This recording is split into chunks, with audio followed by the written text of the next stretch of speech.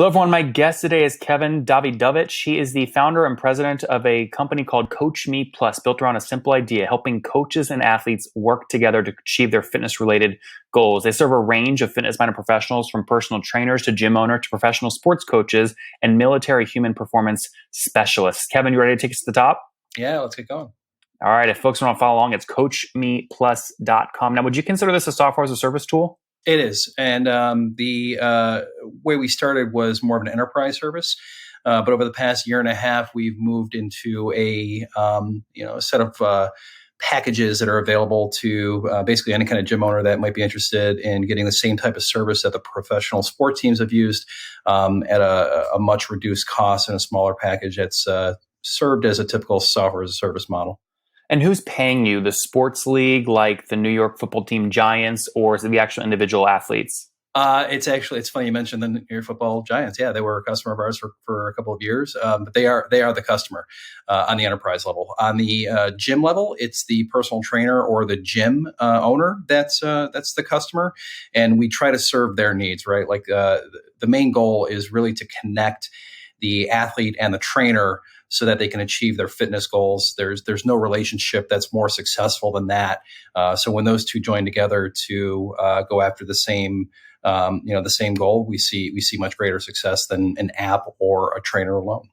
And so how many customers do you have on your platform? Customer defined as the gym owner or the New York Giants? So we've been around for a couple of years, and the enterprise customers we've worked with about 200 in total. On the gym side, we're a little bit over 100 right now. We just launched our gym products, reshaped by the COVID pandemic that's kind of hit the globe. We've just begun to hit the ground running on that side. And break this down for you. You have 200 enterprise accounts. These are people like bigger sports organizations, and then 100 gyms. You split them out? Yeah, absolutely. Okay. So you've got the military's a large customer of ours. We would include that in that higher end stack. The gyms and so on. Like I said, watching the pandemic kind of wipe around the globe, it really accelerated the need for remote fitness.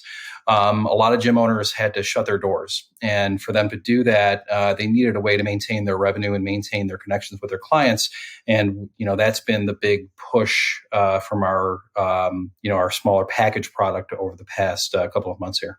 And so, what is the average customer paying you per month? So for the gym owners, it's about $1,400 a year. So you're looking somewhere around $100 a month or so, which, the return on value on that is pretty substantial, right? Like if you can maintain your fitness clients, through using the application, the return on value is actually pretty significant. And so 300 customers paying $100 a month, you're doing like $30,000 a month right now in revenue, something like that? No. So on the pro side, the average customer size on the professional sports side, enterprise customer is anywhere between $30,000 and $40,000 a year. Oh, got it. Okay, so much larger business then. Got it. Did you always start that way, or are you moving upstream today, or are you moving downstream? We're actually moving downstream. There's a certain ceiling as to how many pro teams and pro clients you can have. There's only 122 pro sports in North America. U.S. military and so on. And while those are great customers to serve, you kind of reach that end point. So you have to begin to think, where do you want to take your business from there? Is it going to be more into enterprise level sales and getting into things like corporate wellness, large insurance customers, and so on, which can be a very long and detailed sales cycle. And while the platform serves that customer base, the long tail of the business is really going to be in the smaller gyms and high schools and smaller market. They're a much broader approach. You're thinking about 300,000 personal training or gym facilities across the U.S. And the world. It's a much bigger market than the few hundred pro sports teams and a couple hundred corporate wellness clients that might be interested in something like that. That makes a lot of sense. So considering obviously the impacts of COVID and these gyms shutting down and you moving downstream, starting with the enterprise, what was MRR just last month if you add it up? Oh, so our annualized is over 1.6. Okay, and that is, you calculate that by taking last month's times 12? We do annual ARR. Yeah, how do you calculate annual ARR? Do you take last month times 12? Okay, got it. So that would put you like 120 grand a month, something like that. And how many, so what does that mean in terms of total unique seats on your platform, actual end users? Yeah, it's interesting. I mean, it's a floating number, and it depends on the seasonality of the business. Where we see an average of six figures, right? There's hundreds of thousands of users in the application, but the floating usage is dependent on, are you in the off season of a professional sports team? Are you in a training period of a military group? Is your gym going through a fitness challenge? And depending on that cycle, you'll see fluxes in the usage. Mm-hmm. And so if you've grown to about 1.6 in terms of run rate today, help me understand pre-COVID. Where were you about a year ago? Just around $1 million or so. We got to cash flow break even, which was a huge Congrats. milestone for us. Yeah. It's a big deal. Yeah. It is. It had a fight every step of the way to get to there. What was your worst month? What was the month you burned the most over the past 2 years? Oh man, I'll tell you, you get to these periods where you're looking at it and you're looking at the drop dead date, and it's always like around 24 months out, and then it starts getting closer and closer, and then you're like at 12, and then you extend it back out again, and it's like, okay, like we're going to survive these. I think the closest we got was to about like a 12-month period where we're sitting there going, okay, like we've got to figure out like the growth again. But we've never been shorter than that out, and we've never been longer than 24 months out. So we've always had that weird accordion kind of period happening. Now, biggest obviously thing factoring burn is his headcount expense. What's your team size today? It's not that big. We've only got 12 people. We run a very lean organization. How many engineers? 4. So we're all all the co-founders are we're all engineers. I'm a front end engineer by trade. My brother and co-founder is a full stack developer. Stephen Ostro, who's also a co-founder, is more of our integrations kind of guy. And then we've got 2 other, hardcore engineers, one who's a hosting infrastructure engineer, and the other one who is our front end developer. So I haven't been able to touch code in years now, unfortunately, but or maybe fortunately. But the development team has been together for quite some time. Everybody who's worked together this is our 3rd startup together. The other 2 were. When did you launch this one? 2013. 2030. And you've done this. You haven't bootstrapped. You've raised some capital. How much have you raised? We raised 1.85 million.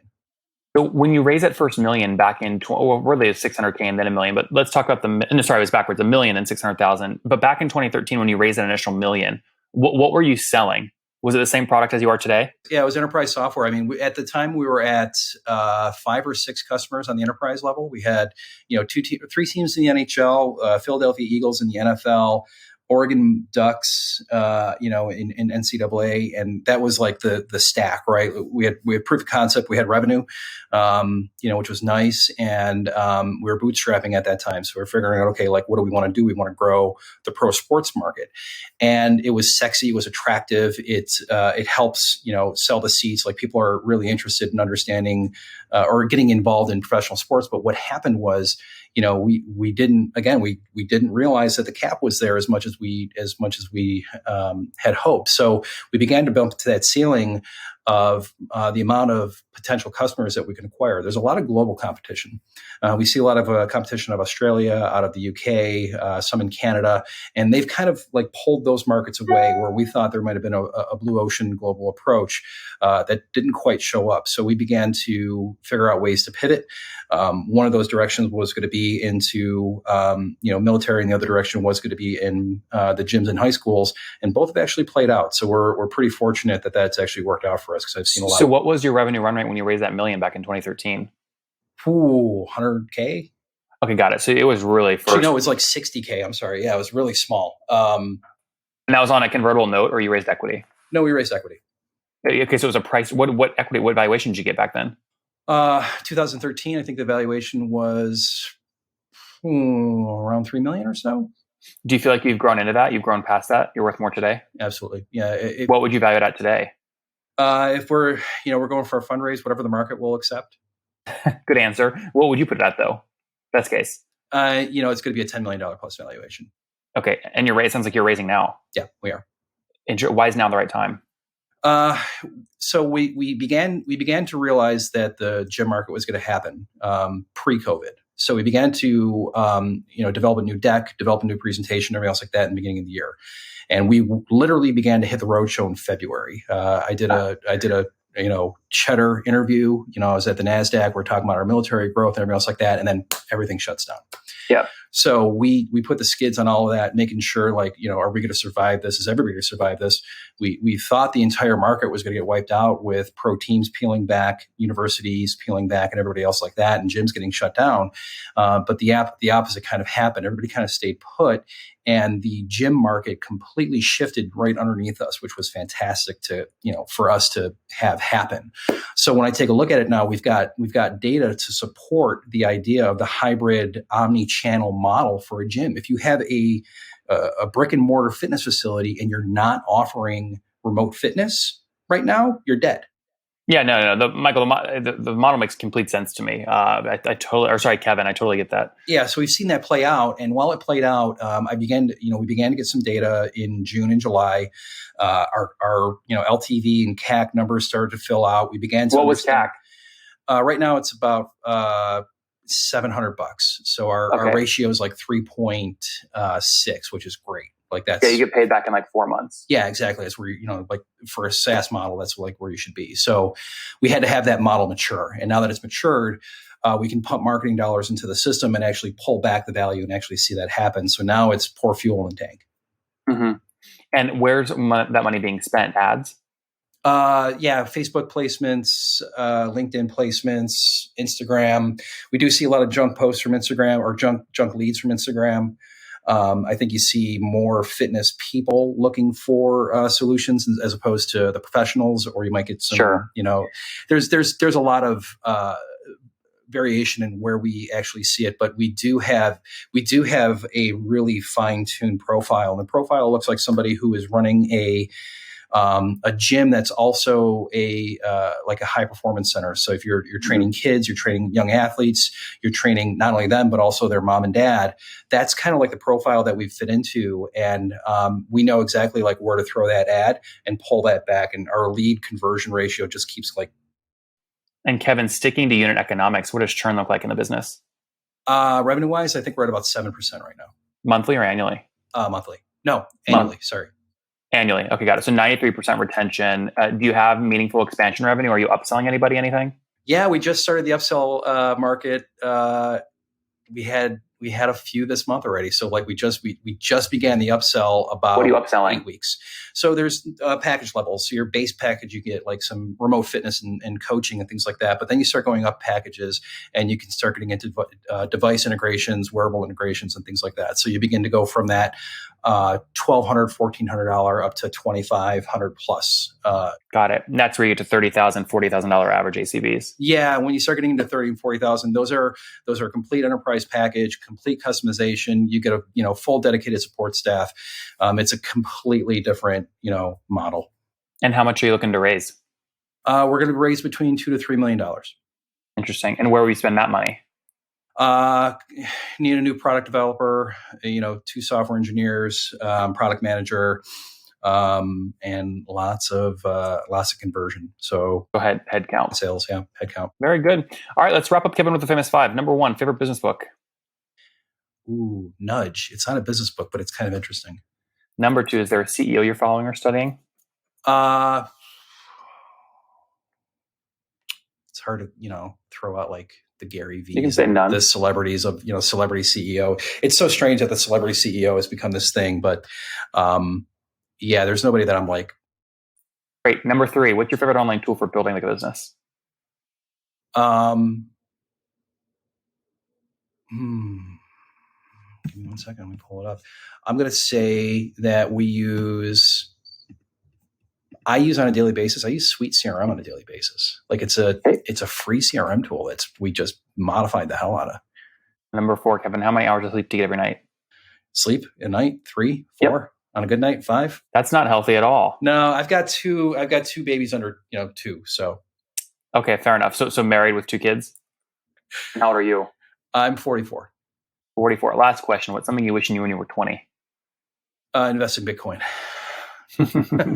Guys, there you have it. Kevin founded CoachMePlus back in 2013, raised $1 million fairly quickly at a nice, $3 million valuation. Today, they're doing $1.6 million in revenue, going out to raise, call it $2 to $3 million on a $10 million post-money valuation, serving 300 customers. These are typically enterprise accounts like big sports teams, now working down market into newer models like private gyms that also do health and wellness programs, strength programs. They are profitable today. Great place to be. Team of 12 people as they look to scale with 4 engineers. Kevin, thanks for taking us to the top. Thank you, Nathan.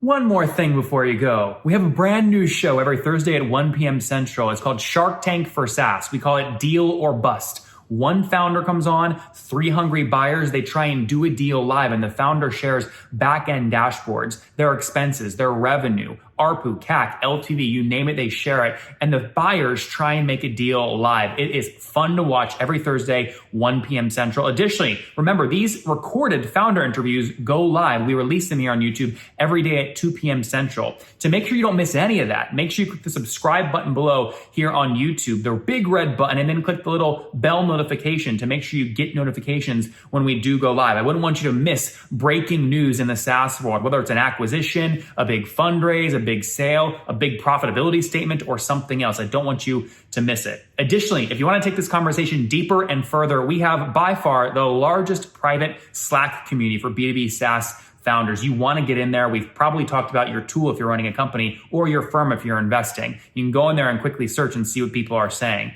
Sign up for that at nathanlatka.com/Slack. In the meantime, I'm hanging out with you here on YouTube. I'll be in the comments for the next 30 minutes. Feel free to let me know what you thought about this episode. And if you enjoyed it, click the thumbs up. We get a lot of haters that are mad at how aggressive I am on these shows, but I do it so that we can all learn. We have to counter those people. We got to push them away. Click the thumbs up below to counter them and know that I appreciate your guys' support. All right, I'll be in the comments. See ya.